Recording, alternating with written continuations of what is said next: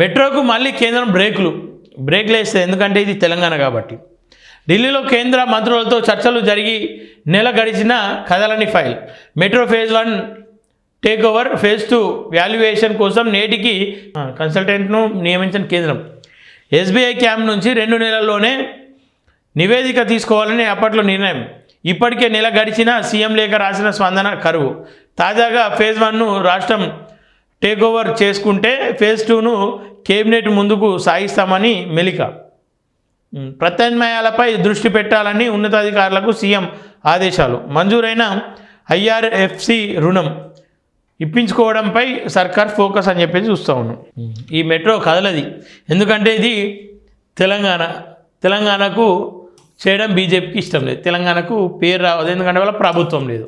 పన్నుల్లో వాటా కింద రాష్ట్రానికి 2370 కోట్లు నిధులు విడుదల చేసిన కేంద్రం అన్ని రాష్ట్రాలకు కలిపి 1,09,019 కోట్లు రిలీజ్. ఏపీకి రూపాయలు 4,0597 కోట్లు, మనకేమో 2,000. సరే, అత్యధికంగా యూపీకి 19,208 కోట్లు, బీహార్కు 10,845 కోట్లు, మధ్యప్రదేశ్కు 7,866 కోట్లు. మరి ఏ రాష్ట్రం నుండి ఎంత పన్ను వస్తుంది అనేది కూడా రిలీజ్ చేయాలి. ఏ రాష్ట్రం ఎంత పన్ను కడితే వాళ్ళకి మళ్ళీ తిరిగి ఎంత చెల్లిస్తూ ఉన్నారు. ఒక బిడ్డకేమో ఎక్కువ అన్నం పెట్టి ఇంకో బిడ్డను నమ్ముకోదుగా తల్లిదండ్రికి. బిడ్డలందరూ సమానమే ఉంటారు. ముంగడ పెట్టిన బిడ్డకి ఎక్కువ పెట్టి వెనక పెట్టిన బిడ్డకి తక్కువ పెట్టరుగా. 2వ పేజీలు ఉందంటే ఒకసారి చూద్దాం. కేంద్ర పన్నులో రాష్ట్రాలకు వాటా కింద ముందస్తు అదనపు విడతగా కేంద్ర ప్రభుత్వం నిధులు విడుదల చేసింది.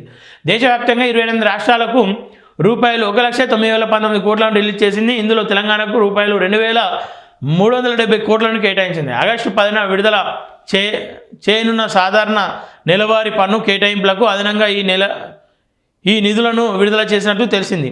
రాష్ట్రాల మూలధన అభివృద్ధి వ్యయాలను వేగవంతం చేసేందుకు వాటి ఆర్థిక వ్యవస్థలను బలోపేతం చేయాలన్న నిబంధనతో ఈ నిధులు విడుదల జరిగిందని కేంద్ర ఆర్థిక శాఖ శనివారం ఒక ప్రకటనలో పేర్కొంది. పండుగ సీజన్ను దృష్టిలో పెట్టుకొని రాష్ట్రాల అభివృద్ధి సంక్షేమ సంబంధిత ఖర్చులను నిధులు సమకూర్చుకోవడానికి వీలుగా ఈ నిర్ణయం తీసుకున్నట్లు స్పష్టం చేసింది. సంతోషం, ముందుగల డేట్ కంటే ముందు విడుదల చేసారు, సంతోషమే. మరి ఒక రాష్ట్రానికి ఒక రకం ఎందుకు? సరే, జనాభా లెక్కలు కావచ్చు, అక్కడ అవసరాలను దృష్టిలో పెట్టుకొని చేయొచ్చు. కానీ ఆ రాష్ట్రం నుండి ఇచ్చేటువంటి ప్రాఫిట్ను కూడా, ఆ రాష్ట్రం కట్టేటువంటి పన్నును కూడా దృష్టిలో పెట్టుకొని పన్నును తగ్గట్టు మళ్ళీ రిటర్న్ పంపిస్తే బాగుంటుండే అనేది ఒక ఆలోచన. అత్యధికంగా యూపీకి కేటాయింపులు. తాజా నిధుల్లో సింహభాగం యూపీకి దక్కింది. ఉత్తరప్రదేశ్కు అత్యధికంగా 19,208 కోట్లను కేంద్రం రిలీజ్ చేసింది. ఆ తర్వాత స్థానంలో బీహార్ 10,885 కోట్లు, మధ్యప్రదేశ్కు 8,010 కోట్లు, వెస్ట్ బెంగాల్కు 7,866 కోట్లు, మహారాష్ట్రకు 7,022 కోట్లు, రాజస్థాన్కు 6,460 కోట్లు ఉన్నాయి. పక్క రాష్ట్రమైన ఏపీకి 4,597 కోట్లను కేంద్రం కేటాయించింది. ఒడిశాకు 4,819 కోట్లు, తమిళనాడుకు 4,466 కోట్లు, కర్ణాటకకు 4,504 కోట్లు, జార్ఖండ్కు 3,660 కోట్లతో తెలంగాణ కన్నా ఎక్కువ నిధులు పొందిన రాష్ట్రాల వరుసలో నిలిచింది. ఇది అయితే చిన్న చూపులాగానే కనబడుతుంది.